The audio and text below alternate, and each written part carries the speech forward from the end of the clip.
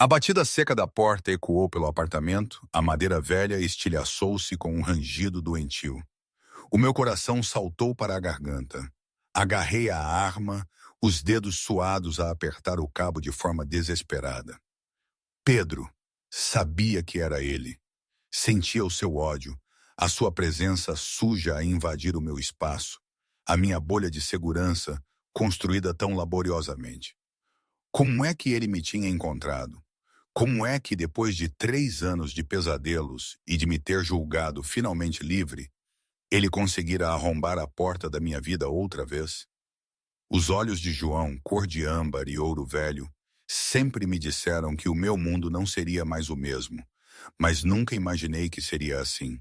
No final da noite em que tudo começou, ainda me convencia de que tinha sido apenas uma coincidência, um encontro estranho no meio de um turno duplo que parecia nunca ter fim. Que ingênua eu era. A Ana de há umas semanas era uma mulher diferente, desgastada, mas ingênua. Agora, aqui estava eu, com uma arma na mão, as minhas pernas a tremerem, pronta para proteger o pouco que me restava. Como é que eu cheguei a este ponto? Esta pergunta roda na minha cabeça enquanto os passos pesados de Pedro ecoam no meu pequeno hall. É como se a minha vida, sempre tão previsível, tão monótona, tivesse virado do avesso no dia em que João entrou na minha vida. Tudo começou na Graça, no Romanos, aquele restaurante italiano à moda antiga, no coração de um dos bairros mais castiços de Lisboa. Aquele dia, ou talvez fosse noite já, era um desses turnos duplos, o cheiro a alho e tomate, normalmente tão familiar e reconfortante, parecia sufocar-me. Os meus pés latejavam dentro dos tênis já gastos. O Ricardo, o gerente, resmungava como sempre, impaciente. Lembro-me perfeitamente de passar por ele, a equilibrar pratos e copos, a cabeça a mil com a lista de coisas a fazer, a mesa 7 à espera da conta, as rendas que vinham para a semana, as contas do hospital do meu pai. A vida de uma mãe solteira de 27 anos a fazer 3 trabalhos para manter a cabeça fora de água. Às vezes penso, onde é que me perdi? Na gravidez da Lígia? Ou quando conheci o Pedro? Essa parte é tão confusa na minha memória, quase um borrão. Só sei que a esperança que vi no casal da mesa 12, dois miúdos nervosos num primeiro encontro, parecia um luxo que eu não podia ter. A minha história, parecia-me, já tinha chegado a uma conclusão desapontante. A porta do Romanos abriu-se trazendo uma lufada de ar frio de outubro que fez as velas nas garrafas de Chianti piscarem. Não olhei logo, habituada a ser invisível, a mover-me sem perturbar. Mas o silêncio que se instalou, até o Ricardo se calou, fez-me levantar a cabeça. Entraram 3 homens. 2 deles eram enormes, com ombros largos e caras inexpressivas, do tipo que ocupava espaço sem pedir desculpa. Mas foi o terceiro que me prendeu o olhar. Magro, mas com uma presença imponente, num fato que provavelmente valia mais do que o meu salário anual. Ele movia-se com a confiança preguiçosa de um predador que nunca precisou de pressa, nunca teve razão para duvidar do seu poder. Cabelos escuros puxados para trás de um rosto que parecia esculpido numa moeda romana. Ângulos afiados, perfeição simétrica. Não consegui ver a cor dos seus olhos, mas senti o seu peso enquanto ele percorria o salão. O Ricardo apressou-se, curvando-se ligeiramente. Senhora Requião, não estávamos à sua espera hoje. A sua mesa habitual está ocupada, pelo que vejo. A voz do homem era baixa, com um sotaque distinto, claro, mas com uma aspereza subtil, como veludo roçado contra a fibra. Não importa. Aquela serve. Ele apontou para uma mesa no meu setor. Aquele canto junto à janela, com uma mesa instável de que todos se queixavam. O Ricardo estalou os dedos na minha direção. Ana, limpa daquela mesa. Agora. Engoli em seco e acenei, apressando-me para a mesa vazia, a recolher guardanapos abandonados e copos de água deixados pelos clientes anteriores. Senti o olhar do Sr. Requião a seguir-me, a minha pele a formigar como se estivesse perto de um incêndio. Os homens sentaram-se, os dois maiores virados para fora, os olhos em constante movimento, a escanear o restaurante. Guardas-costas, percebi com um choque. Que tipo de homem precisava de guardas-costas para comer massa? Já vos atendo, disse a frase ensaiada de empregada, a sair automaticamente. O Sr. Requião levantou os olhos para mim então, e finalmente vi os seus olhos, âmbar escuro, quase dourados, na luz moribunda do sol. Eles arregalaram-se ligeiramente, como se eu o tivesse surpreendido. Por um momento, nenhum de nós falou, e tive a estranha sensação de que o tempo abrandava, de estar na fronteira de algo vasto e perigoso. Com calma, disse ele finalmente, os lábios curvando-se num simulacro de sorriso. Não temos pressa. Mas havia uma intensidade no seu olhar que contradizia as suas palavras casuais. Uma fome que fez o meu coração gaguejar contra as minhas costelas. Acenei e recuei para a cozinha, onde encostei as costas à parede fria de azulejos e tentei recuperar o fôlego. Quem é aquele? Sussurrei para a Sofia, a outra empregada, que estava a carregar o seu tabuleiro com cestos de pão. Ela espreitou pela janela redonda da porta da cozinha. Não sabes, é o João Requião. Ao ver o meu rosto inexpressivo, acrescentou. A família Requião é dona de metade da frente ribeirinha, imobiliário, transportes, gestão de resíduos. Ela fez aspas no ar na última palavra. Dizem que o pai dele era ligado, sabes o que quero dizer? Ligações à moda antiga, tipo máfia. Eu ri nervosamente. Isso é só nos filmes, Sofia. Ela encolheu os ombros. Talvez, mas ninguém se mete com os Requião. É tudo o que sei. E ele dá boas gorjetas, por isso sorri. Ela deu-me uma cotovelada antes de passar pela porta. Respirei fundo e seguia, bloco de notas na mão. Estão prontos para pedir? Ou querem mais uns minutos? Perguntei, orgulhosa por a minha voz não tremer. João olhou para mim de novo, e desta vez o seu olhar era calculista, como se estivesse a resolver um enigma. O que recomenda? Perguntou. O ossobuco está excelente hoje, disse automaticamente. E o especial é... Não, interrompeu suavemente. Do que gosta? O que pediria se estivesse a jantar aqui esta noite? A pergunta apanhou-me de surpresa. Os clientes raramente se importavam com o que eu pensava. E além disso, eu comia as refeições da equipa lá atrás. Massa com um molho que estivesse prestes a expirar. O risoto ai funghi é o meu preferido, admiti, com o azeite de trufas. Ele acenou como se eu tivesse confirmado algo importante. Então é isso que vou querer e uma garrafa do Barolo. Voltou-se para os seus companheiros. Peçam o que quiserem. Eles murmuraram as suas escolhas, mas mal os ouvi.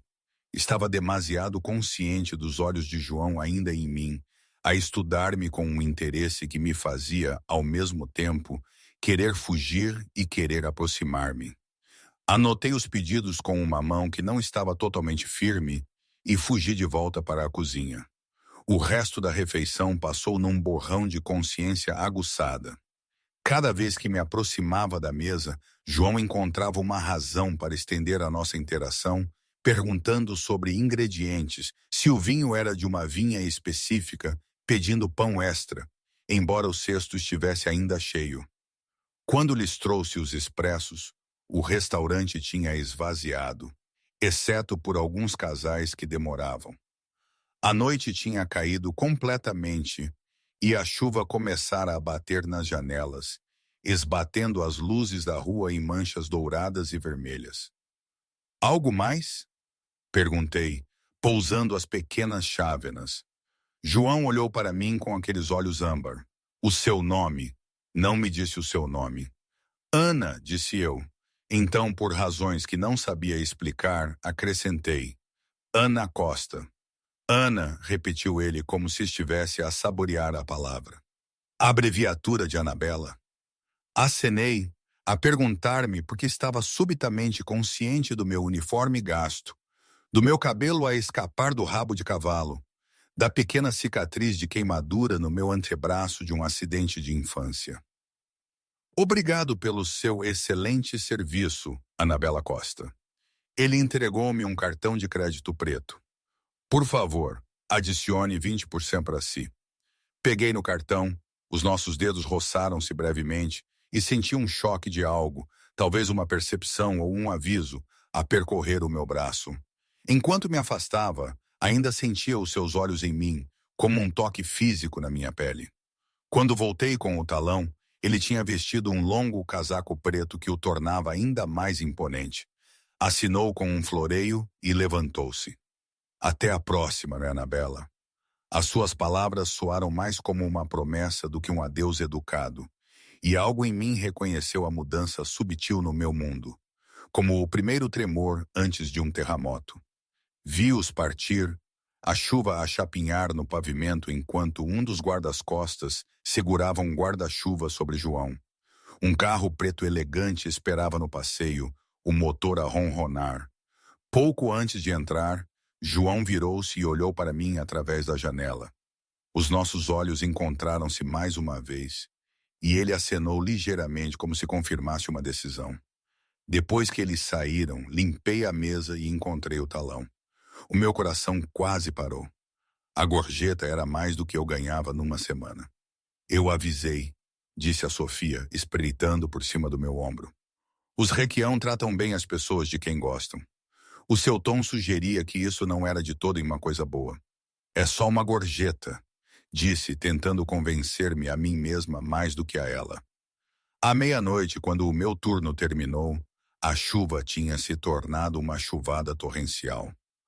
Raios estalavam no céu enquanto eu apertava o meu casaco fino. Tinha esquecido o guarda-chuva, claro, e a estação de metro mais próxima ficava a 3 quarteirões de distância. Respirando fundo, saí para o dilúvio. A água estava gelada, encharcando a minha roupa em segundos.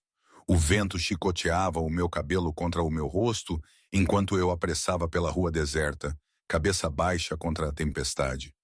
O bairro, geralmente tão animado, tinha se tornado sinistro e abandonado, as montras escuras e fechadas. Estava tão concentrada em chegar à estação que quase não dei por isso. O som de pneus a chiar e um baque forte. Levantei a cabeça a tempo de ver um carro preto a derrapar na esquina à frente, a patinar no pavimento molhado antes de acelerar, as luzes traseiras a sangrar vermelho na chuva. Algo jazia caído no passeio onde o carro tinha virado, uma forma escura que não estava lá antes. O meu coração pulou para a garganta quando percebi que era uma pessoa. Sem pensar, corri em direção à figura caída, os meus tênis a chapinhar em poças. À medida que me aproximava, pude distinguir um homem num casaco escuro, deitado imóvel de lado. Sangue misturado com água da chuva debaixo dele, criando regatos cor-de-rosa pálido que desapareciam no ralo da tempestade. Olá, chamei, ajoelhando-me ao lado dele. Consegue ouvir-me? O homem gemeu, a mexer-se ligeiramente. Alívio inundou-me. Pelo menos estava vivo. Procurei o meu telemóvel, mas em pânico ele escorregou dos meus dedos molhados e bateu no pavimento. O ecrã ficou preto enquanto a água escorria para as suas fendas. Maldito! Olhei desesperadamente, mas a rua permanecia vazia. O negócio aberto mais próximo era o Romanos, agora a quarteirões de distância, e mesmo esse estaria a fechar em breve. Aproximei-me tentando ver o rosto do homem, para avaliar o quão mal estava ferido.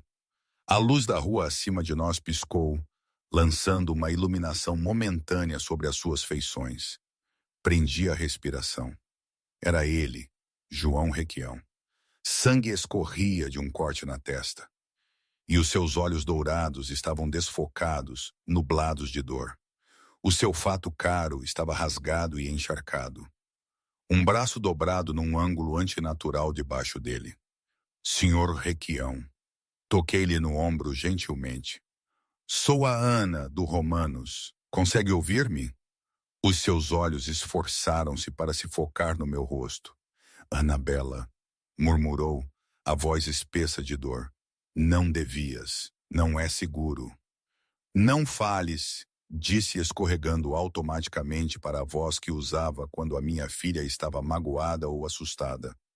Precisamos de te ajudar. Olhei em redor de novo, o desespero a aumentar. Onde estavam os seus guardas-costas? O seu motorista? Estariam eles no carro que o atingiu? Não, isso não fazia sentido. Mas algo estava muito errado aqui. Consegue pôr-se de pé? Perguntei, sabendo que não podia deixá-lo ali deitado à chuva, a sangrar no passeio. Ele tentou levantar-se, depois caiu de costas com um sibilar de dor. O meu braço, gemeu. Partido, acho. Está bem, disse eu, embora claramente não estivesse. Eu vou ajudar-te. Há um hospital a apenas alguns quarteirões daqui. Decisão tomada. Passei o braço pela sua cintura, preparando-me para aguentar o seu peso. 1, 2, 3. Juntos, conseguimos pô-lo de pé, embora ele oscilasse perigosamente, apoiando-se pesadamente em mim. Ele era mais alto do que eu tinha percebido e sólido, com músculos por baixo do tecido caro do seu fato. Apesar da sua lesão, havia força nele. Uma tensão enrolada que parecia vibrar através do seu corpo. Não posso ir a um hospital, disse, a voz mais clara agora. Leva-me. Ele debitou um endereço na Lapa, um bairro afluente que raramente tinha razão para visitar. Isso é a milhas daqui e precisas de um médico, protestei. Os seus dedos apertaram subitamente o meu braço, surpreendendo-me com a sua força. Sem hospital, sem polícia. Por favor, Anabela. Havia algo na sua voz, não apenas dor, mas uma nota de urgência genuína que me fez parar. O que tinha acontecido ali? Quem tinha tentado atropelá-lo? E por que estava ele sozinho, sem os seus guardas? Está bem, disse finalmente, embora toda a parte racional de mim gritasse que era uma ideia terrível. Eu ajudo-te a arranjar um táxi. Caminhamos juntos cambaleantes até a rua principal, uma corrida macabra de 3 pernas. A chuva continuava a cair, lavando o sangue do seu rosto, encharcando-nos a ambos até aos ossos. A sua respiração vinha em curtos ofegos junto ao meu ouvido. O braço bom dele enrolado firmemente nos meus ombros. Ao chegarmos à esquina, faróis apareceram na distância e levantei o meu braço livre, a rezar para que fosse um táxi. O veículo abrandou à medida que se aproximava. Um SUV preto elegante com vidros fumados. Não um táxi. O meu estômago contraiu-se com um medo súbito. O SUV parou ao nosso lado e a porta traseira abriu-se. Um dos guardas-costas do restaurante emergiu, o rosto uma máscara de pânico controlado. Chefe, exclamou, correndo para o outro lado de João. Estivemos a procurar por todo o lado. O que aconteceu? Liguei mais tarde, Nuno, disse João entre dentes. Leva-me para o carro. O guarda-costas Nuno ajudou a levar João para o banco de trás, depois virou-se para mim com olhos desconfiados. Quem é você? Ela está comigo, chamou João de dentro do veículo. A Anabela vem também. A expressão de Nuno sugeriu que ele queria discutir, mas simplesmente acenou e fez-me um gesto para entrar. Hesitei a porta aberta, a água da chuva a acumular-se aos meus pés. Todos os avisos que alguma vez recebi sobre entrar em carros com estranhos passaram pela minha mente. Mas João não era bem um estranho, era? E estava ferido, possivelmente gravemente. Por favor, disse João suavemente das sombras do banco de trás, os seus olhos dourados a brilhar. Devo-te a minha vida, Anabela Costa. Respirei fundo e entrei ao seu lado, a porta fechando-se atrás de mim, com um baque suave e caro. Enquanto o SUV se afastava do passeio, não conseguia afastar a sensação de que tinha acabado de cruzar uma linha invisível, uma da qual não conseguiria voltar a sair. O interior do SUV cheirava a couro e a algo afiado e metálico. Sangue percebi com um sobressalto. João recostou-se no banco, olhos fechados, a respiração superficial. A chuva escorria pelas janelas fumadas, transformando as luzes da cidade em pinturas abstratas de cor. Precisamos de o levar a um médico, disse eu, a vê-lo pressionar a mão boa contra as costelas com uma careta. Haverá um à espera na casa. A sua voz era tensa, mas autoritária. O motorista e Nuno trocaram olhares no espelho retrovisor, uma comunicação silenciosa que eu não conseguia decifrar. Quem lhe fez isto? Perguntei, incapaz de conter a minha curiosidade, apesar dos alarmes que soavam na minha cabeça. João abriu os olhos, fixando-me com aquele olhar dourado. Alguém que se vai arrepender profundamente antes do sol nascer. A calma com que ele o disse fez-me arrepiar. Aquilo não era uma ameaça vazia ou bravata. Era uma simples afirmação de fato. Conduzimos em silêncio depois disso, zigue-zagueando pelas ruas escorregadias pela chuva. Devia estar a planear como chegar a casa depois disto, preocupada com a minha filha, a Lígia, e com o meu pai à minha espera. Em vez disso, encontrei-me a estudar o perfil de João no brilho intermitente das luzes da rua que passavam, a linha afiada do seu maxilar, agora tenso de dor, as longas pestanas a repousar nas suas bochechas, a curva dos seus lábios apertada numa linha fina. O SUV acabou por virar para uma avenida arborizada na Lapa, onde casas históricas imponentes pareciam sentinelas por trás de portões de ferro. Entramos numa entrada privada ao lado de um dos maiores edifícios.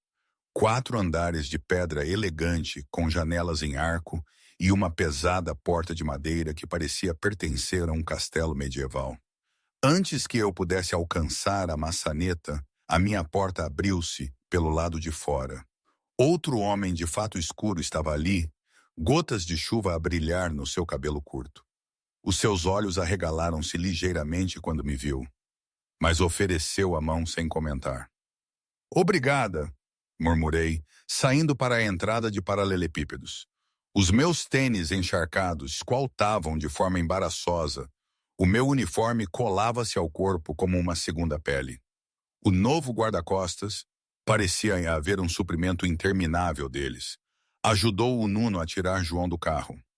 Embora claramente com dores, João recusou ser carregado, insistindo em entrar em casa com apenas um apoio mínimo. O seu orgulho era palpável, uma força tangível que lhe endireitava a coluna apesar das suas lesões. Entramos por uma porta lateral que dava para uma cozinha que podia ter sido destaque numa revista de design. Tudo em aço inoxidável, brilhante e bancadas de mármore. Uma mulher de meia-idade, de roupão, apressou-se na nossa direção, o rosto contorcido de choque ao ver o estado de João. Madonna mia, o que aconteceu? O seu sotaque italiano era muito mais carregado do que o de João, as mãos a esvoaçar ansiosamente à sua volta, sem realmente tocar.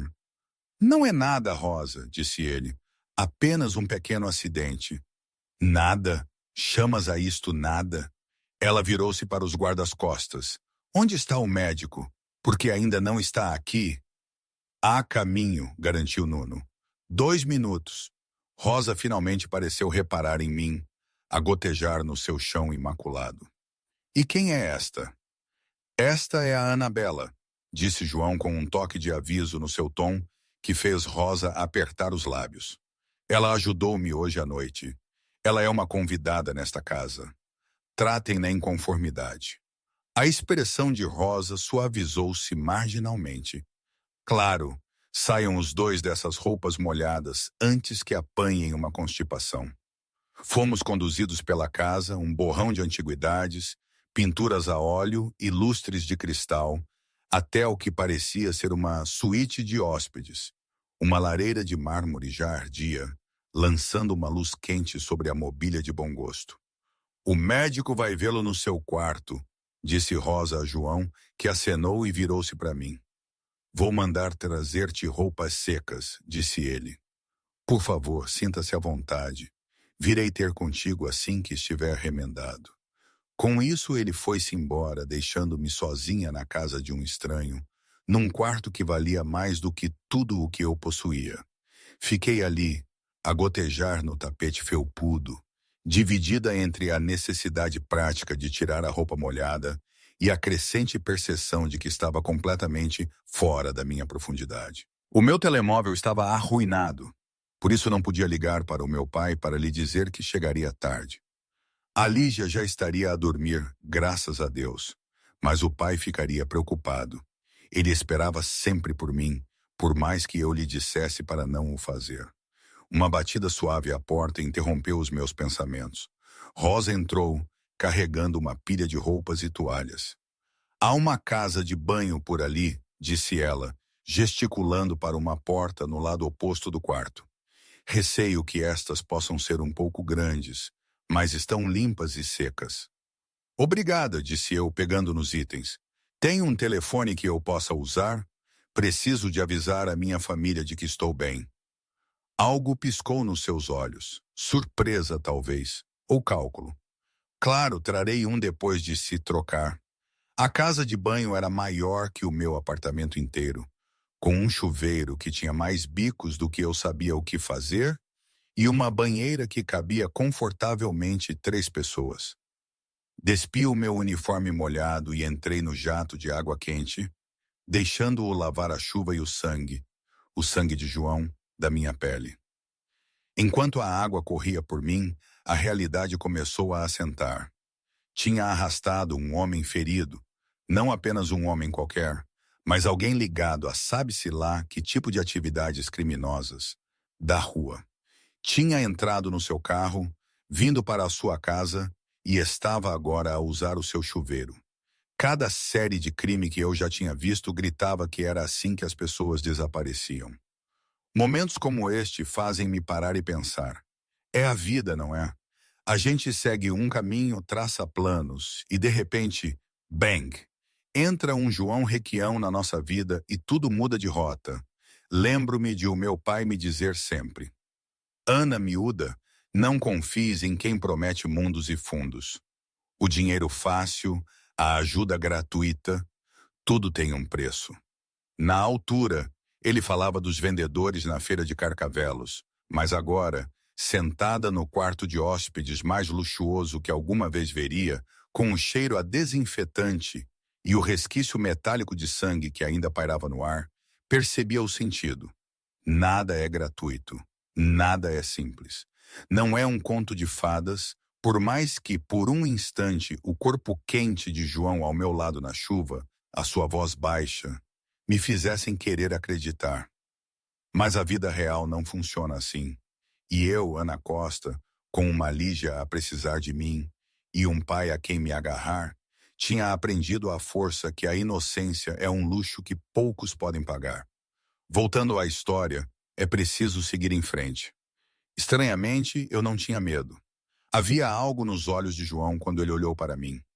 Quase um reconhecimento, como se ele me conhecesse de alguma forma, embora nos tivéssemos acabado de conhecer. Não fazia sentido, mas então nada naquela noite fazia. Terminei o duche e vesti a roupa emprestada, um top de pijama de seda de homem que me chegava aos joelhos e umas calças a condizer que tive de dobrar na cintura e nos tornozelos. Sequei o cabelo o melhor que pude com a toalha, depois voltei para o quarto. Rosa tinha regressado, colocando um tabuleiro com chá e sanduíches numa pequena mesa junto à lareira. Ao lado, um smartphone. O senhor Requião pensou que pudesse estar com fome, disse ela. O telefone é para o seu uso. Se precisar de mais alguma coisa, basta marcar 0 no telefone fixo ao lado da cama. Obrigada, Rosa, disse eu. O senhor Requião está bem? A sua expressão suavizou-se ligeiramente. O médico está com ele agora. Ele ficará bem. É forte como o pai dele. Havia orgulho na sua voz e algo mais. Um instinto protetor feroz que eu reconhecia muito bem. Era assim que eu me sentia em relação a Lígia. Depois que a Rosa saiu, liguei para o meu pai, mantendo a minha explicação vaga. Um amigo teve uma emergência. Estava a ajudar, chegaria a casa pela manhã. Ele estava demasiado cansado para me questionar muito, o que foi um alívio. Prometi explicar tudo amanhã e desliguei, sentindo-me culpada e aliviada ao mesmo tempo. Estava a meio de um sanduíche, o melhor que já tinha provado, naturalmente, quando houve outra batida à porta. O meu pulso saltou, embora eu me dissesse que era ridículo estar nervosa. Entra, chamei, pousando o meu chá. João entrou, movendo-se mais rigidamente do que antes, mas parecendo visivelmente melhor. O sangue tinha sido limpo do seu rosto. O corte na têmpora agora estava bem suturado. O seu braço partido estava numa elegante ligadura preta, e ele tinha mudado para uma camisa branca simples e calças escuras que, de alguma forma, pareciam tão formais nele quanto o seu fato. "Anabela", disse ele, o seu sotaque a acariciar as sílabas do meu nome. "Espero que se sinta mais confortável agora." "Sim, obrigada", disse eu, subitamente consciente de mim mesma com o pijama emprestado. "Como está?" Isso foi um grande golpe que sofreu. Ele moveu-se para se sentar na poltrona em frente à minha. Os seus movimentos cuidadosos, mas precisos. Braço partido, duas costelas rachadas e uma concussão leve. Podia ter sido muito pior se não estivesse lá. O que aconteceu lá fora? Parecia que alguém tentou atropelá-lo de propósito. A sua expressão não mudou, mas algo endureceu nos seus olhos. Foi exatamente o que aconteceu, mas não é da sua conta. Não é da minha conta? Arrastei-o da rua, estraguei o meu telefone e estou sentada no seu quarto de hóspedes a usar o pijama de outra pessoa. Retruquei, o meu cansaço finalmente dissolvendo um pouco da minha cautela. Diria que isso torna a coisa ligeiramente da minha conta. Para minha surpresa, João riu. Um som caloroso e rico que transformou o seu rosto, fazendo-o parecer mais jovem e acessível. Tem razão, claro. Digamos apenas que tenho concorrentes que prefeririam que eu não estivesse no cenário. Concorrentes em quê? Perguntei, embora não tivesse a certeza se queria a resposta. Negócios, respondeu ele simplesmente. Depois, mudando de assunto com facilidade, fale-me de si, Anabela Costa. O que leva uma mulher como você a fazer turnos duplos no Romanos? Uma mulher como eu? Ecoei sem saber se devia sentir-me ofendida. Inteligente, observadora, corajosa o suficiente para ajudar um estranho à chuva. Os seus olhos prenderam os meus. Não pertence a esse lugar. Desviei o olhar, desconfortável com a sua avaliação e a intensidade do seu olhar. Todos fazemos o que temos de fazer. Tenho contas a pagar como toda a gente e uma família para sustentar. Não era realmente uma pergunta. Acenei, a perguntar-me como ele sabia. A minha filha, a Lígia, tem 4 anos e o meu pai, que toma conta dela enquanto eu trabalho. O pai da criança? Fora da imagem. O meu tom deixou claro que não queria elaborar. A última coisa em que queria pensar era no Pedro e nos seus acessos de raiva ciumenta, o terror que me tinha levado a pegar na Lígia e fugir à meio da noite, deixando para trás tudo o que possuíamos. João estudou-me como se estivesse a juntar as partes de mim que eu não estava a dizer em voz alta. Disse que tem contas médicas, penso eu. O seu pai, eu... Olhei para ele, sobressaltada com a sua percepção. Como é que mencionou turnos duplos, o que sugere urgência? Parece exausta, mas bem cuidada. Por isso não está a gastar dinheiro em vícios. E tem uma expressão particular quando menciona o seu pai. Preocupação misturada com amor. Ele tem um problema cardíaco, admiti. O seguro cobre alguns, mas não todos os tratamentos de que ele precisa. E o aluguer em Lisboa não é barato, mesmo no meu bairro. João acenou pensativamente. E trabalha noutros empregos além do Romanos. Turno da manhã numa cafetaria perto do meu apartamento. Recepcionista de fim de semana num escritório de advogados quando precisam de cobertura. Encolhi os ombros. É temporário, até eu conseguir terminar o meu curso. O que estava a estudar? Enfermagem. Tive de desistir quando fiquei grávida da Lígia. Não adicionei que o Pedro tinha insistido para eu desistir, que ele tinha escondido os meus livros e apagado os e-mails dos meus professores quando eu tinha tentado continuar. Algo suavizou na expressão de João. Devia terminar. Seria um desperdício da sua inteligência não o fazer. Eu ri sem humor. Fácil de dizer. Não tão fácil de fazer quando se está a fazer malabarismos com 3 empregos e os cuidados com as crianças. Talvez. Ele inclinou-se ligeiramente para a frente, fazendo uma careta enquanto o movimento repuxava as suas costelas. Anabela, devo-lhe uma dívida. Pode ter me salvo a vida esta noite. Eu só fiz o que qualquer pessoa faria, disse desconfortável com a sua intensidade. Não. A sua voz era firme.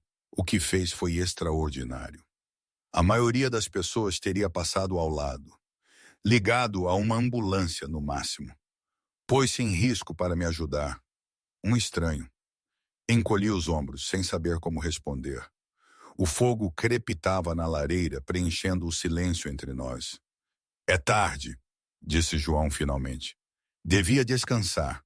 Pela manhã, o meu motorista levará para onde precisar de ir.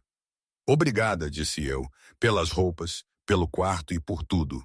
Ele levantou-se, movendo-se com a mesma graça cuidadosa, apesar das suas lesões. Não, Anabela Costa, obrigada a si. Ele fez uma pausa na porta. Durma bem. Está segura aqui. Depois que ele saiu, fiquei sentada junto à lareira por muito tempo, a reviver os eventos da noite na minha mente. Havia algo em João Requião que me intrigava e me inquietava ao mesmo tempo. Uma atração magnética que eu não conseguia explicar nem resistir. Quando finalmente me deitei entre os lençóis de seda da cama de hóspedes, disse a mim mesma que este era um encontro único, uma história estranha que contaria a Sofia no trabalho amanhã. Mas no fundo, eu sabia que este não era o fim. De alguma forma, tinha me emaranhado no mundo de João Requião, e algo me dizia que ele não era um homem que largava facilmente o que considerava seu. A luz da manhã filtrava-se pelas pesadas cortinas de brocado, confundindo-me momentaneamente ao acordar. Este não era o meu quarto apertado com o seu teto manchado de água e os peluches da Lígia espalhados pelo pé da cama. Os acontecimentos da noite passada invadiram-me. A chuva, João ferido no passeio, esta casa opulenta com os seus corredores silenciosos e funcionários vigilantes. Sentei-me, passando os dedos pelo cabelo emaranhado. Um olhar para o relógio ornamentado na lareira mostrava que eram pouco passadas as 7, mais tarde do que eu normalmente acordava, mas ainda cedo o suficiente para que eu pudesse chegar à casa antes que a Lígia fosse para o infantário. Uma batida suave à porta fez-me sobressaltar. Entra, chamei, puxando o edredão luxuoso até ao peito, embora estivesse totalmente vestida com o pijama emprestado. Rosa entrou carregando um tabuleiro carregado com o pequeno almoço, fruta fresca, doces e um bule fumegante de café que me fez salivar. Bom dia, de Anabela, disse ela, o seu tom visivelmente mais quente do que na noite passada. Espero que tenha dormido bem. Muito bem, obrigada. Observei enquanto ela colocava o tabuleiro na pequena mesa onde eu tinha comido sanduíches na noite anterior. O senhor Requião está... Ele está a descansar, disse ela. O médico deu-lhe algo para pôr. Pediu-me para lhe dizer que um carro estará pronto sempre que desejar partir. Ela fez uma pausa, os seus olhos escuros a avaliarem-me. Ele também me pediu para lhe dar isto. Do bolso do seu avental, tirou uma pequena caixa de veludo. Peguei nela hesitante, com medo de a abrir com ela a observar. Vou deixá-la para desfrutar do seu pequeno almoço, disse ela, a mover-se para a porta. Quando estiver pronta para partir, basta ligar. As suas roupas da noite passada foram lavadas e estão na casa de banho. Depois que ela saiu, olhei para a caixa na minha palma, o seu peso insignificante, mas de alguma forma imenso. Respirei fundo e abria. Lá dentro, aninhado contra o veludo preto, estava um telefone elegante, novo e sem dúvida caro. Uma pequena nota estava debaixo dele, escrita à mão com uma caligrafia elegante. Para substituir o que perdeu ao ajudar-me. O meu número está programado. Use-o se precisar de alguma coisa. A.R. O meu primeiro instinto foi recusar. Era demais, demasiado pessoal de um homem que eu mal conhecia. Mas a praticidade venceu. Precisava de um telefone e certamente não podia pagar para substituir o meu agora. Deixei-o de lado e voltei-me para o pequeno almoço, subitamente faminta. Os doces ainda estavam quentes, a esfarelar ao mais leve toque, e o café era forte e perfeito. Comi rapidamente, consciente de que precisava de chegar a casa para a Lígia e para o pai, para explicar a minha ausência e preparar-me para o meu turno da tarde no Romanos. Encontrei o meu uniforme na casa de banho, como prometido, limpo e engomado. Todos os vestígios do drama da noite anterior removidos. Enquanto me trocava, vi-me ao espelho. A mesma Ana Costa de ontem, aparentemente inalterada. No entanto, de alguma forma, eu sentia-me alterada, como se a breve intersecção da minha vida com João Requião tivesse mudado algo fundamental dentro de mim. Depois de vestida, enfiei o novo telefone no bolso e liguei para o andar de baixo. Em minutos, Nuno apareceu para me acompanhar pelos corredores labirínticos da casa. À luz do dia, pude apreciar melhor a riqueza que me rodeava. Obras de arte inestimáveis, antiguidades que pertenciam a museus, janelas que davam para um jardim privado, isolado do barulho e da sujidade da cidade. O senhor Requião pediu-me para lhe dar isto, disse Nuno quando chegamos à porta da cozinha. Ele entregou-me um envelope grosso e pesado com o que imediatamente percebi ser dinheiro. Não posso aceitar isto, disse eu, tentando devolvê-lo. A expressão de Nuno permaneceu impassível. Seria desrespeitoso recusar o gesto de apreço do senhor Requião. Mas eu não quero o dinheiro dele, insisti. Ajudei-o porque ele precisava de ajuda, não por pagamento. Algo parecido com respeito brilhou nos olhos de Nuno. O senhor Requião entende que isto não é pagamento, Diana, é gratidão. Quando eu ainda hesitei, ele acrescentou: pense no que isto poderia fazer pela sua filha e pelo seu pai. A menção da minha família foi o que fez a diferença. Pensei na medicação do pai, nos tratamentos especializados que o médico dele tinha recomendado, mas que o seguro não cobria. Pensei na mensalidade da creche da Lígia, que eu mal conseguia pagar todos os meses, no casaco de inverno de que ela precisava, mas que eu continuava a hastear a compra. Enfiei o envelope na mala sem o abrir, ignorando o peso da culpa que ele carregava. Um elegante carro preto esperava na entrada, diferente do SUV da noite anterior, mas igualmente luxuoso. O motorista abriu a porta traseira para mim sem uma palavra. Obrigada, disse a Nuno. Por favor, diga ao senhor Requião que agradeço a sua gentileza. Nuno acenou. Ele entrará em contato de Ana. As palavras soaram como uma promessa e um aviso ao mesmo tempo. Enquanto o carro se afastava da imponente casa, dei por mim a olhar para trás, meio à espera de ver João a observar de uma das muitas janelas. Mas a casa permaneceu imóvel e fechada, guardando os seus segredos. O motorista sabia o meu endereço sem que eu tivesse de o fornecer. Mais um lembrete inquietante do quanto João já sabia sobre mim. Conduzimos em silêncio pelo tráfego da manhã. O contraste entre a Lapa e o meu próprio bairro tornava-se mais evidente a cada quarteirão. Quando finalmente paramos em frente ao meu prédio de apartamentos, com a sua fachada de tijolos em ruínas e a porta com grafites, senti uma pontada de vergonha seguida imediatamente por raiva de mim mesma, por assentir. Aquela era a minha casa, humilde como era, e eu tinha trabalhado duro por cada centímetro dela.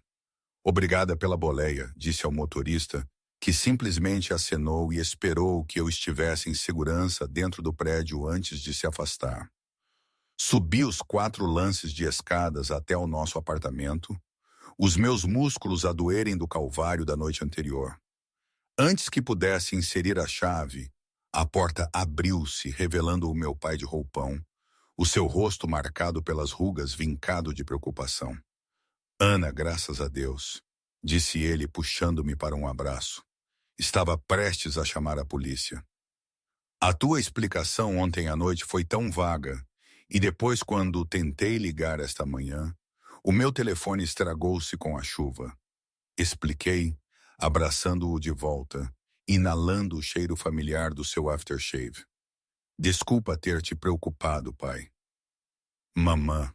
A voz da Lígia precedeu-a enquanto ela corria da cozinha, ainda de pijama de unicórnio, os seus caracóis escuros emaranhados à volta do rosto.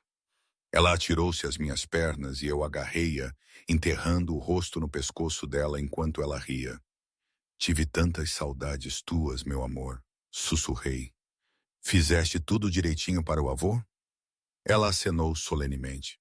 Ajudei a fazer panquecas e fiz-te um desenho de um dinossauro a comer gelado. Isso parece incrível, disse eu, levando-a para a nossa pequena sala de estar, que à noite servia de quarto ao meu pai. Mal posso esperar para ver. O pai seguiu-nos, o seu passo mais lento do que antes, um lembrete subtil da sua condição. Então vais dizer-me onde estiveste realmente ontem à noite? Perguntou ele. E de quem era aquele carro? Parecia algo saído de um filme. Sentei a Lígia. Por que não vais lavar os dentes e vestir-te para a escola, querida? Preciso de falar com o avô por um minuto. Assim que ela desapareceu na casa de banho, afundei-me no nosso sofá gasto, subitamente exausta, apesar do descanso noturno no quarto de hóspedes de João. É uma longa história, pai. Tenho tempo, disse ele, sentando-se ao meu lado, os seus olhos azuis, tão parecidos com os meus, cheios de preocupação. Contei-lhe uma versão editada dos acontecimentos. Encontrar um homem ferido, ajudá-lo, ser-lhe oferecido um lugar para ficar quando a chuva se tornou demasiado forte. Omiti o nome de João e qualquer indício das suas possíveis ligações ao crime organizado. O pai tinha preocupações suficientes sem adicionar essa à lista. Tu és demasiado confiante, Ana, disse ele quando terminei. Esta cidade não é como a pequena vila de onde viemos. As pessoas aqui... Ele calou-se, abanando a cabeça. Estou bem, pai. Nada aconteceu. Dei-lhe um tapinha no joelho tranquilizadoramente. E olha, até me deram um telefone novo para substituir o meu estragado. Mostrei-lhe o elegante aparelho novamente, omitindo os detalhes de quem exatamente o tinha fornecido. A sua carranca aprofundou-se. Isso parece caro. Foi o mínimo que puderam fazer, considerando que ajudei o amigo deles, disse eu levemente. Agora, deixa-me preparar a Lígia para a escola. E depois devias descansar. Tomaste a tua medicação esta manhã? A mudança de assunto funcionou e em breve voltamos à nossa rotina normal. Apressar a Lígia no pequeno almoço, encontrar o sapato desaparecido, preparar o almoço, tudo enquanto o pai estava sentado à mesa da cozinha com os seus comprimidos e chá.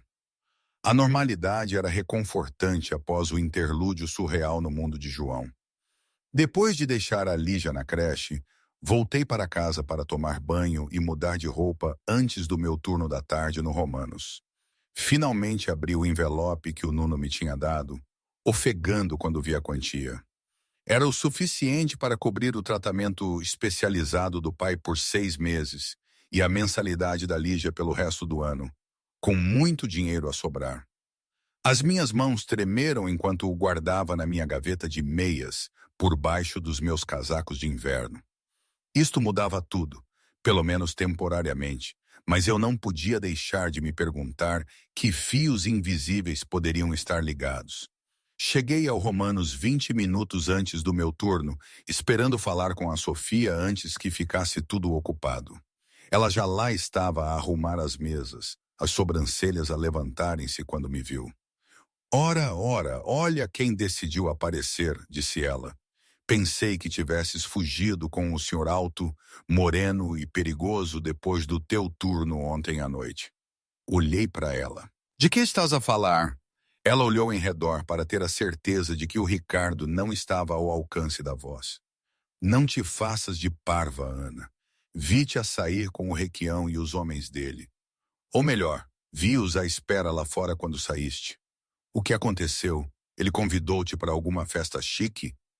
Não foi assim, disse eu, baixando a voz.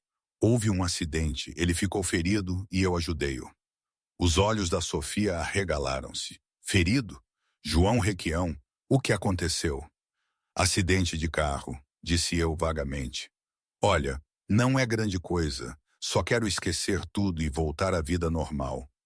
Vida normal, repetiu ela, abanando a cabeça.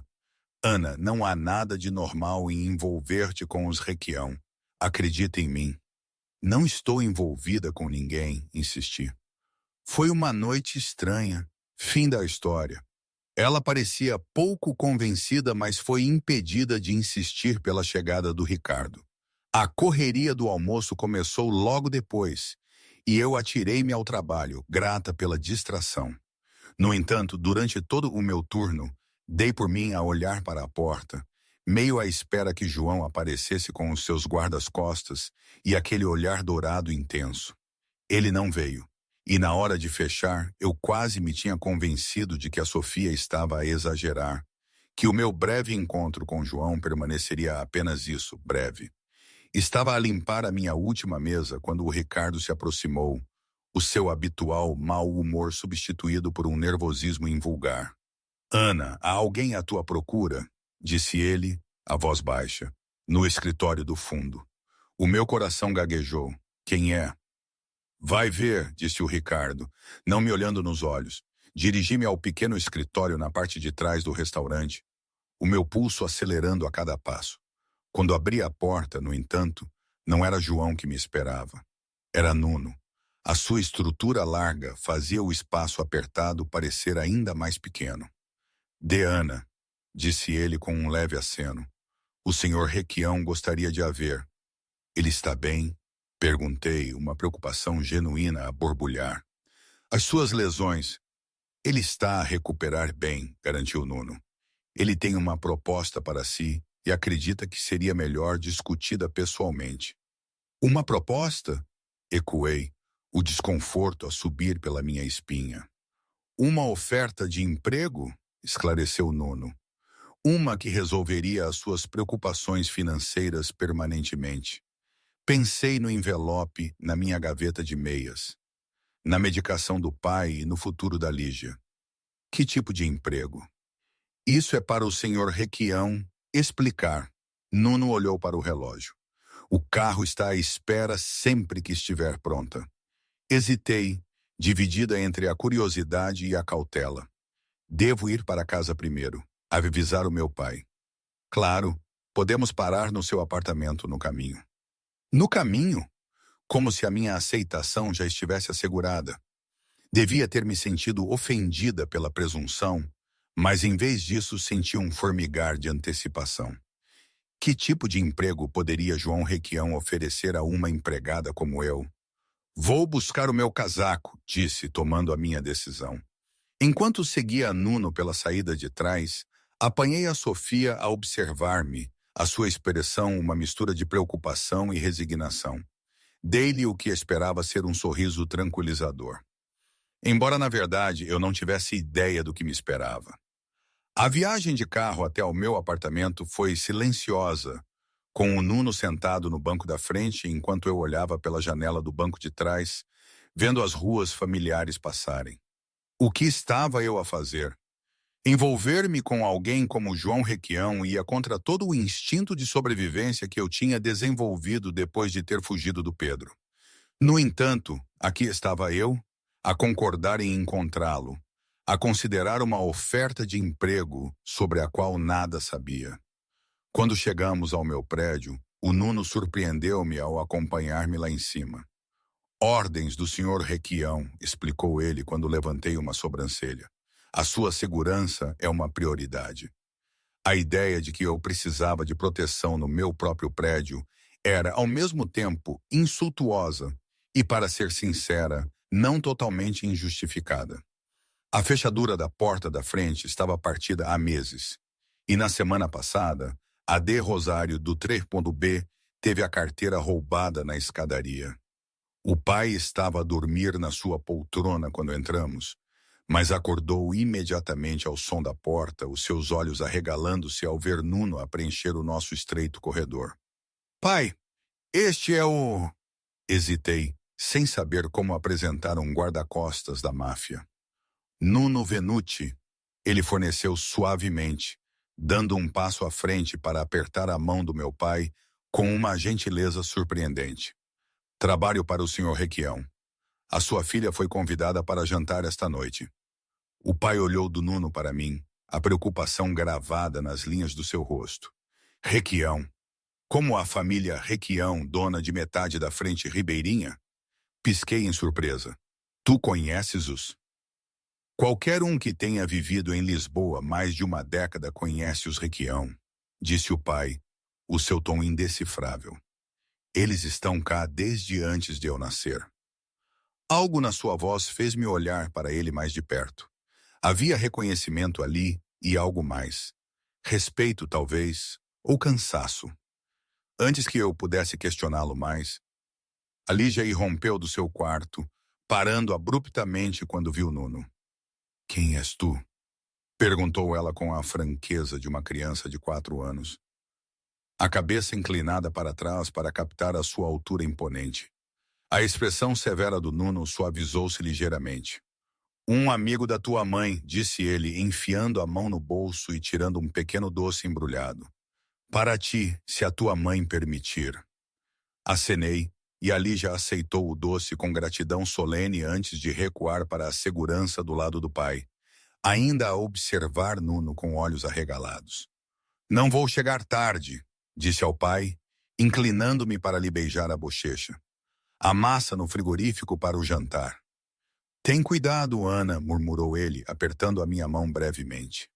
A intensidade nos seus olhos fez-me perguntar novamente o que ele sabia sobre os Requião que eu não sabia.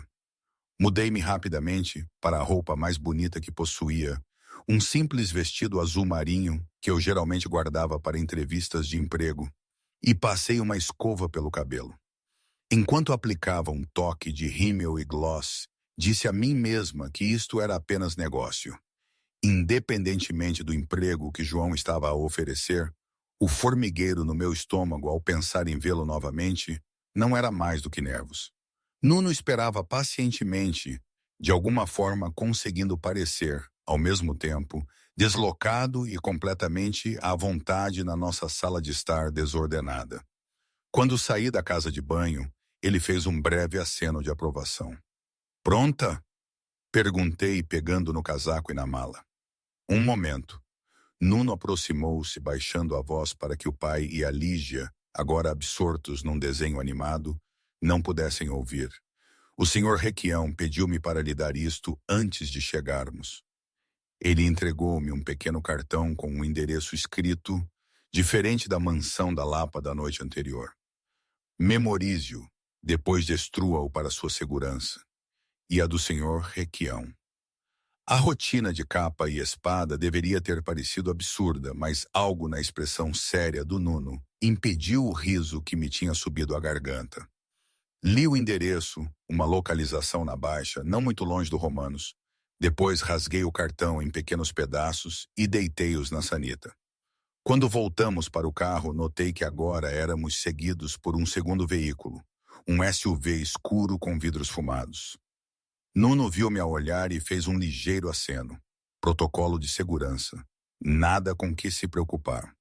A viagem levou-nos profundamente à Baixa, passando pelas armadilhas para turistas e por ruas estreitas, ladeadas por edifícios antigos e negócios familiares. Acabamos por parar num discreto edifício de tijolos, com uma pequena placa discreta que dizia Viviu. Não havia janelas viradas para a rua, apenas uma pesada porta de madeira com um pequeno batedor de latão. Nuno acompanhou-me até a entrada, onde outro homem de fato estava de guarda, os seus olhos a escanear constantemente a rua. Ele acenou para Nuno e abriu a porta sem uma palavra. Lá dentro, havia um restaurante íntimo com talvez uma dúzia de mesas, a maioria vazia a esta hora precoce do jantar. A iluminação era suave, a decoração discreta, mas elegante. Madeira escura, toalhas de mesa brancas imaculadas, flores frescas. Um homem mais velho, num fato perfeitamente talhado, aproximou-se de nós, o seu sorriso caloroso, mas respeitoso. "De Ana Costa", disse ele pegando na minha mão. "O senhor Requião está à sua espera na sala de jantar privada. Por favor, siga-me." Ele conduziu-nos pela área de jantar principal até uma porta nos fundos, que dava para uma sala menor dominada por uma mesa redonda. João estava sentado nela, o braço partido ainda na ligadura, embora tivesse conseguido vestir-se impecavelmente com um fato de carvão que enfatizava a largura dos seus ombros. Ele levantou-se quando eu entrei e fui novamente surpreendida pela fluidez dos seus movimentos, apesar das suas lesões. "Anabela", disse ele, o seu sotaque a acariciar o meu nome. "Obrigado por ter vindo." Nuno posicionou-se junto à porta enquanto o homem mais velho se retirava discretamente, deixando-nos sozinhos no espaço à luz das velas.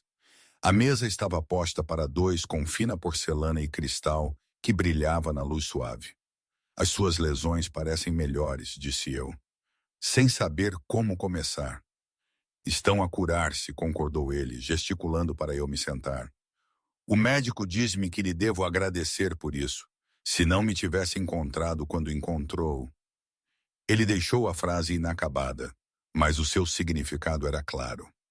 Um empregado apareceu com vinho, servindo um tinto rico nos nossos copos antes de desaparecer tão silenciosamente quanto tinha chegado. "Disse que tinha uma oferta de emprego para mim", disse eu, indo direto ao assunto.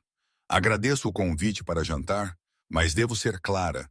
Não estou à procura de me envolver em nada complicado." Os lábios de João curvaram-se ligeiramente. "Por complicado, presumo que queira dizer ilegal." Mantive o seu olhar. "Sim. Respeito a sua franqueza, Anabela." Ele tomou um gole do seu vinho. "Deixe-me ser igualmente direto. Preciso de uma assistente pessoal, alguém inteligente, discreto e de confiança. A posição incluiria um salário significativo, benefícios de saúde para si e para sua família, e um horário flexível para acomodar as necessidades da sua filha." Pisquei, não esperando algo tão normal. O que essa posição implicaria exatamente? Gerir a minha agenda, tratar da correspondência, coordenar com o meu pessoal doméstico. Encolheu o seu bom ombro. "Deveres administrativos básicos.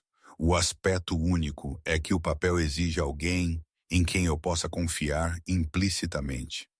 "E confia em mim?" Não consegui esconder o meu ceticismo. Mal me conhece. "Sou um excelente juiz de caráter", disse ele simplesmente. "E o que sei sobre si é impressionante. Trabalha em vários empregos para sustentar a sua família. Para ajudar um estranho numa situação perigosa. Recusa pagamento por essa ajuda." Os seus olhos dourados prenderam os meus. "Estas são as ações de alguém com integridade." O empregado reapareceu com aperitivos, delicadas arranjos de marisco que me faziam salivar, apesar das minhas reservas. "E os meus empregos atuais?" Perguntei, tentando pensar de forma prática. "Já não precisaria deles. O salário que estou a oferecer compensaria largamente todos os seus 3 empregos atuais combinados." Tomei um gole de vinho para esconder a minha surpresa. Era rico e complexo, provavelmente custando mais do que eu ganhava num dia. "Isso é generoso." "É uma compensação justa para o cargo", corrigiu João. "A posição exige discrição e flexibilidade. Podem haver noites tardias ou manhãs cedo. Viagens ocasionais podem ser necessárias. Em troca, teria recursos para cuidar da sua família adequadamente e, eventualmente, terminar o seu curso de enfermagem, se essa ainda for a sua ambição." A menção da minha educação abandonada apanhou-me de surpresa. Lembrou-se disso. Lembro-me de tudo sobre as nossas conversas, Anabela. A sua intensidade fez-me desviar o olhar, concentrando-me na comida à minha frente. Por que eu? Perguntei finalmente. Deve haver dezenas de candidatos qualificados com experiência administrativa real. A experiência pode ser adquirida, a confiança não. João inclinou-se ligeiramente para a frente. Quando me encontrou naquele passeio, podia ter chamado uma ambulância ou a polícia. Para um homem na minha posição, qualquer um teria criado complicações. Em vez disso, ajudou-me diretamente, sem pedir nada em troca. Esse tipo de discrição instintiva é raro e valioso para mim. Uma suspeita formou-se na minha mente. Teria sido realmente um acidente ou um teste?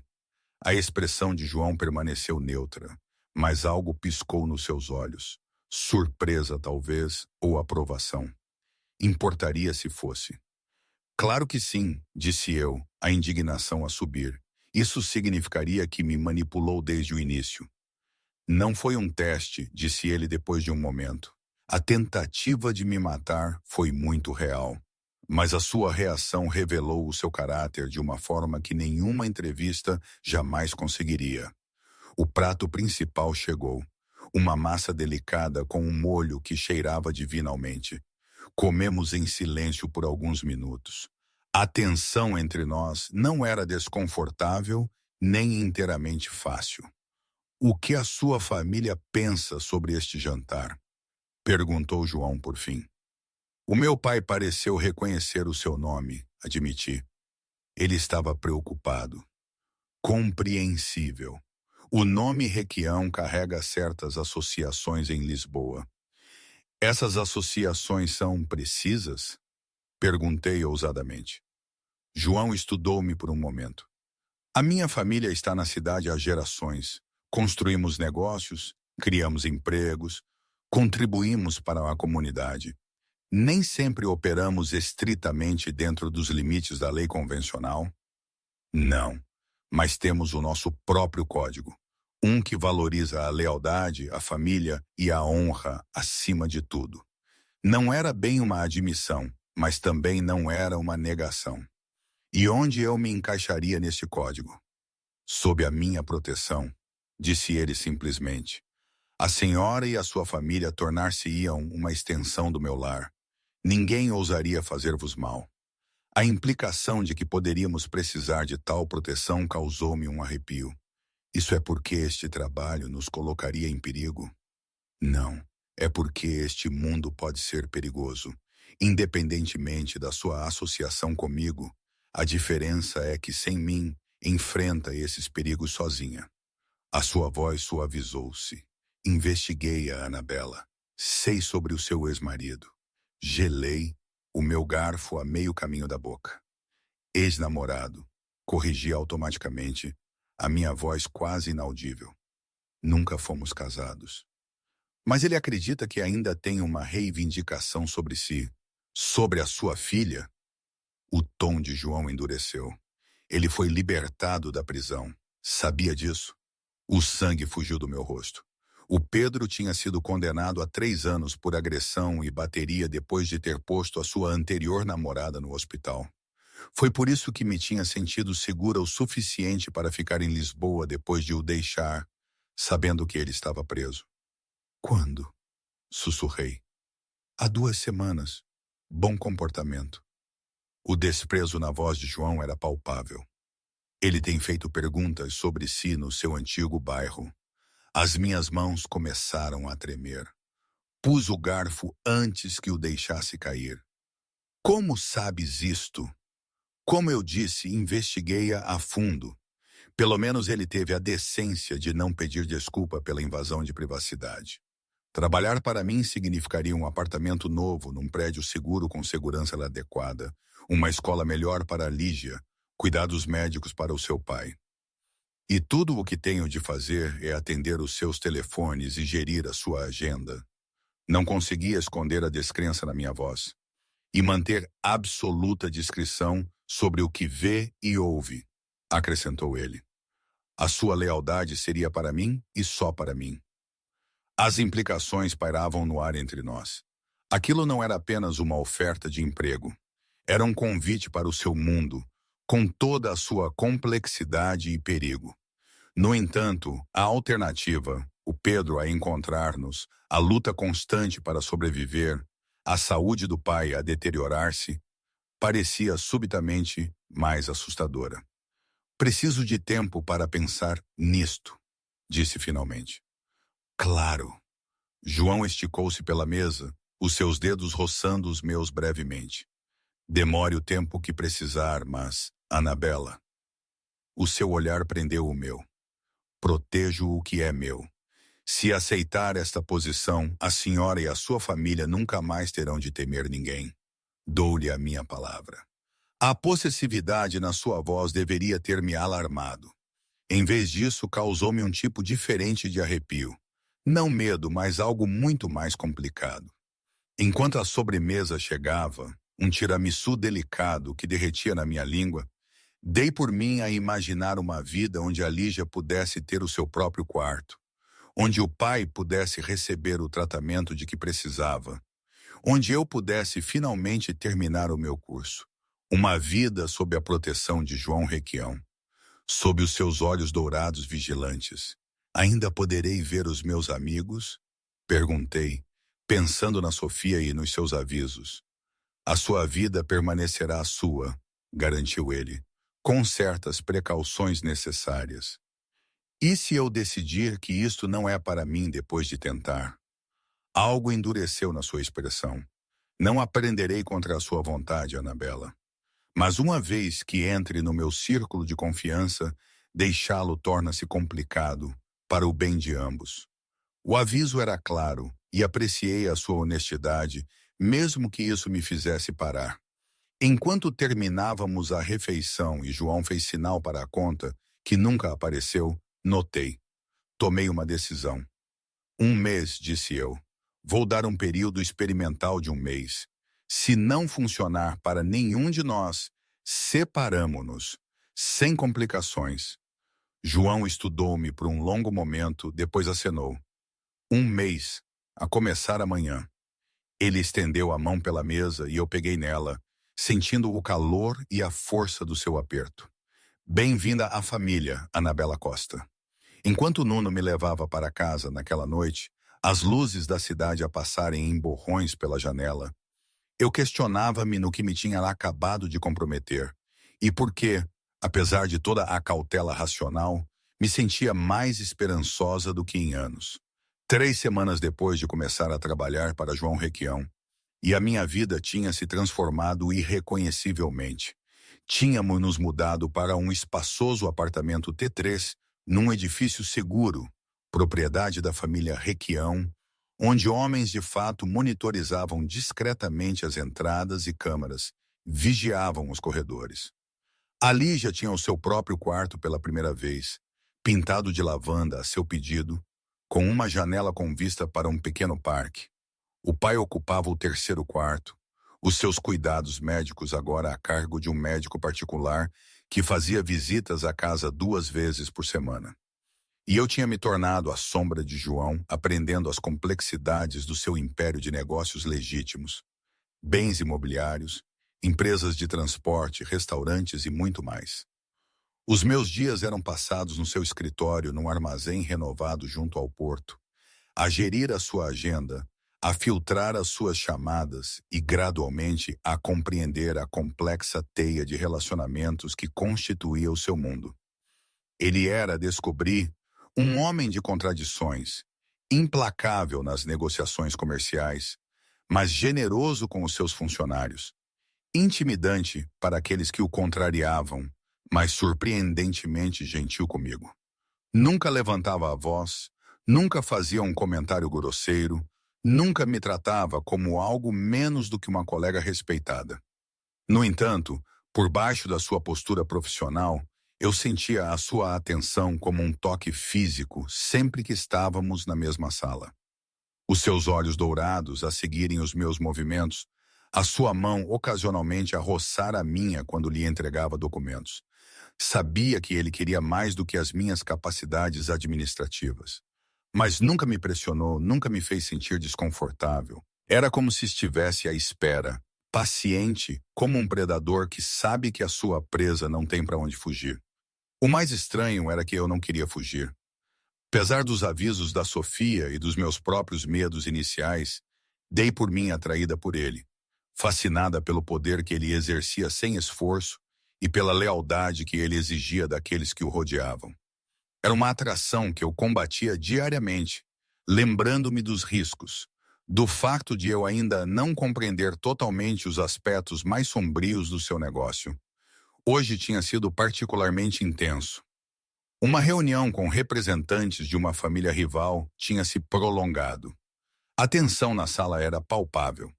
Eu tinha servido café e tirado notas, sentindo os olhares avaliadores dos outros homens, sabendo que eles estavam a tentar determinar a minha importância para João com base em como ele me tratava. Depois que eles partiram, João tinha desapertado a gravata com um suspiro, o único sinal visível do esforço a que tinha sido submetido. "Fizeste bem", disse ele. Aquele simples elogio aquecia-me mais do que devia. Não muitos conseguiam manter-se tão calmos naquela situação. Agora, enquanto estava na minha nova cozinha a preparar o jantar, revi o momento na minha mente. A Lígia estava sentada ao balcão a pintar com intensidade. Enquanto o pai dormitava no seu quarto, a sua condição já a melhorar sob o novo regime de medicação.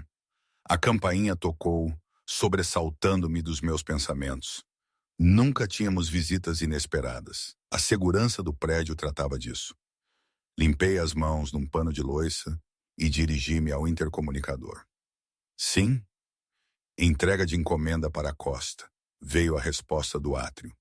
Franzi a testa. As entregas geralmente vinham durante o dia e o porteiro sempre ligava primeiro. "Deixe com o porteiro, por favor." "Precisa de uma assinatura, senhora?" Ordens do gerente. Algo parecia errado. Hesitei, lembrando-me dos avisos de João para nunca abrir a porta sem verificação. Pressionei o botão para ligar para o átrio. "Está aí um entregador para mim?" Perguntei ao porteiro. Uma pausa. Demasiado longa para ser natural. "Sim, senhora. Parece legítimo." Mas a voz dele continha uma nota de tensão que reconheci instantaneamente.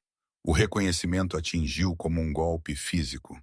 Era a mesma tensão que eu tinha ouvido na minha própria voz inúmeras vezes, quando o Pedro estava num dos seus estados de espírito, e eu estava a tentar não o provocar. O meu sangue gelou. Agarrei o meu telefone e enviei uma mensagem para o número de emergência que João me tinha dado. "Código vermelho no apartamento. Lígia comigo." A resposta foi imediata. Uma única palavra. "Casa de banho." "Lígia, querida", disse mantendo a voz casual enquanto me movia para o balcão. "Vamos brincar às escondidas. Esconde-te na minha casa de banho, na banheira grande, e não saias até eu te encontrar. Mesmo que ouças barulhos estranhos, está bem? Faz parte do jogo." Os olhos dela arregalaram-se. Ela sempre fora sensível aos meus estados de espírito. Mas ela acenou e escorregou do banco, indo para a minha casa de banho anexa como eu tinha instruído. Assim que ouvi a porta fechar-se, dirigi-me ao quarto do pai, fechando-lhe silenciosamente a porta e trancando-a por fora. Se o Pedro nos tivesse encontrado de alguma forma, tivesse intimidado o porteiro a deixá-lo subir, eu não o queria perto da minha família. O intercomunicador do apartamento tocou novamente, mais insistentemente desta vez. Costa, vai descer para a sua encomenda?" Não respondi. Em vez disso, movi-me silenciosamente para a gaveta da cozinha, onde agora guardava uma pequena pistola, outra das precauções de João a que inicialmente resisti, mas que agora agradecia a Deus. Nunca a tinha disparado fora das lições que Nuno me tinha dado, mas envolvi os meus dedos no punho com uma determinação sombria. Um estrondo contra a porta da frente fez-me saltar, depois outro. Ele estava a tentar arrombá-la. Recuei, arma levantada, posicionando-me entre a porta e o corredor que levava aos quartos. O terceiro estrondo estilhaçou a fechadura e a porta abriu-se para revelar Pedro, mais magro do que eu me lembrava, o seu rosto mais duro, os seus olhos selvagens com a mesma raiva que me tinha feito fugir há 3 anos. Aí estás tu, rosnou ele, entrando no meu apartamento como se tivesse todo o direito de estar ali. Demorei uma eternidade a encontrar-te. Belas casas que tens aqui. A subir na vida, hein? Sai, disse eu, a minha voz mais firme do que me sentia. Agora mesmo, Pedro, ou juro que te mato. Ele riu, o som a enviar arrepios pela minha espinha. Não, não vais. Nunca tiveste coragem para isso. Os olhos dele estreitaram-se. Onde está a minha filha? Ela não é tua, disse eu, apertando o punho da arma. Nunca foste pai para ela. Nem a conheces. Ela tem o meu sangue, rosnou ele, dando mais um passo em frente. E não vou sair sem o que é meu. Eu também não sou tua, disse eu, o meu dedo a mover-se para o gatilho. Já não. Algo no meu tom fê-lo parar, os seus olhos finalmente a registrar a arma nas minhas mãos. Desde quando tens a coragem de me apontar uma arma? Desde que aprendi o meu valor, respondi, pensando na calma confiança de João em mim, na sua insistência de que eu era mais forte do que sabia. Agora, afasta-te e sai antes que isto fique feio. O rosto de Pedro contorceu-se de fúria. Pensas que me podes ameaçar depois de tudo o que fiz por ti? Ele avançou subitamente, mais rápido do que eu esperava. A arma disparou com um estalo ensurdecedor, o recuo a chocar o meu braço. Pedro cambaleou, agarrando o ombro, a descrença estampada no seu rosto. Tu disparaste-me, disse ele, a sua voz quase admirada. Tu realmente disparaste-me. Sangue escorria entre os seus dedos, mas eu sabia que o ferimento não era fatal. A minha mira tinha sido certeira, tal como Nuno me tinha ensinado. O suficiente para parar, não para matar. A próxima não será o teu ombro, avisei, a minha voz fria de uma forma que nunca tinha ouvido antes.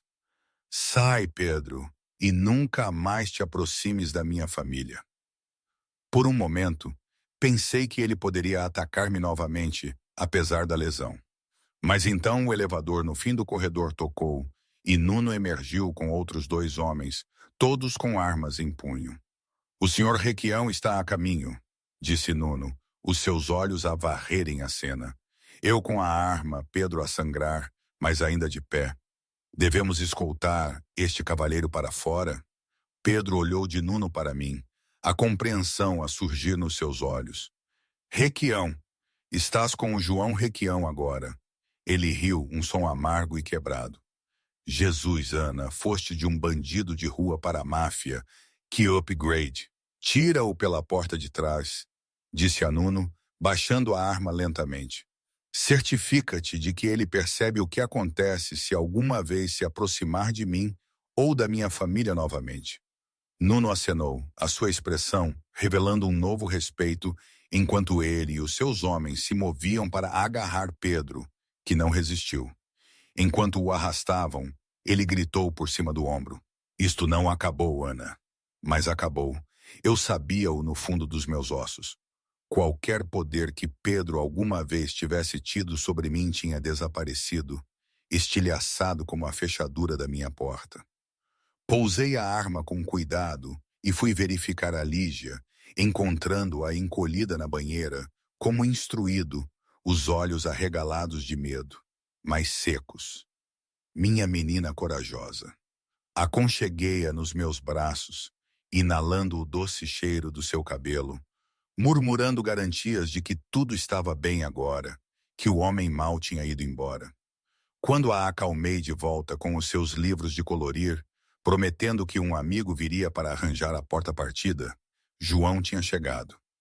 Ele estava na minha sala de estar, a sua presença a preencher o espaço de uma forma que deveria ter sido intimidante, mas que em vez disso se sentia como segurança. Os seus olhos dourados observaram o batente da porta estilhaçado, a pequena mancha de sangue no tapete e, finalmente, a mim, desgrenhada, mas ilesa. Estás bem? Perguntou ele, a sua voz tensa com emoção controlada. Acenei. Estamos todos, disse eu. Eu disparei-lhe no ombro. Bom, disse João simplesmente, movendo-se para mim com aquela graça fluida que eu tinha vindo a associar apenas a ele. Nuno contou-me. Estou orgulhoso de ti, Anabela. Ele esticou a mão para mim então, as suas mãos gentis enquanto me enquadravam o rosto. Quando recebi a tua mensagem, algo cru piscou nos seus olhos. Nunca tive tanto medo. A admissão de um homem que parecia não temer nada quebrou algo dentro de mim. 3 semanas de distância profissional, de fingir que não sentia a atração entre nós, desabaram como uma barragem a ceder. Não tive medo, disse eu, a minha voz mal audível. Não depois de te ter enviado a mensagem. Eu sabia que virias. Os seus polegares roçaram as minhas maçãs do rosto, leves como uma pena. Virei sempre por ti, Anabela. Sempre. E então ele beijou-me, os seus lábios a reivindicarem os meus com uma possessividade que me deveria ter assustado, mas que em vez disso se sentiu como voltar para casa. Derreti-me nele, as minhas mãos a apertarem a sua camisa, puxando-o para mais perto, enquanto anos de solidão e luta se dissolviam no calor do seu toque. Quando finalmente nos separamos, ambos a respirar pesadamente, a sua testa repousava contra a minha. Eu quis fazer isso desde a noite em que me arrastaste daquele passeio, confessou ele.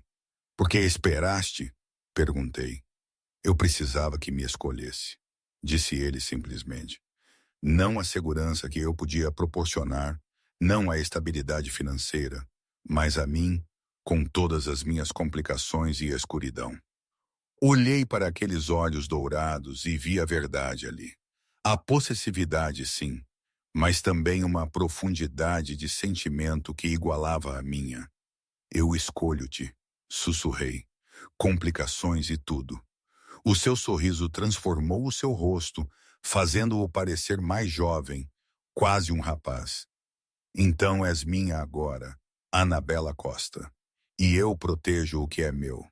Enquanto os seus lábios encontravam os meus novamente, mais exigentes desta vez, percebi que tinha cruzado completamente aquela linha invisível agora, entrando totalmente no mundo de João Requião com os olhos bem abertos. Haveria desafios pela frente, linhas a negociar, limites a estabelecer. Mas, pela primeira vez em anos, eu não estava a enfrentar as batalhas da vida sozinha. Tinha encontrado o meu protetor, o meu igual, a minha correspondência. E hoje? Bem, não sei. Às vezes penso que foi a melhor coisa que me podia ter acontecido. Noutras vezes, sinto uma pontada de incerteza, uma pergunta silenciosa sobre onde é que isto tudo vai dar. A Lígia tem tudo o que precisa, o pai está melhor, e eu estou segura. E apaixonada, de uma forma intensa e por vezes assustadora, mas segura. Será que é suficiente? É a vida que eu escolhi, cheia de altos e baixos, de perigos ocultos e de uma proteção inabalável. Não é o conto de fadas que eu sonhava quando era miúda, mas é real. E de certa forma sinto que encaixamos perfeitamente, por mais estranho que pareça. É o meu caminho, complicado,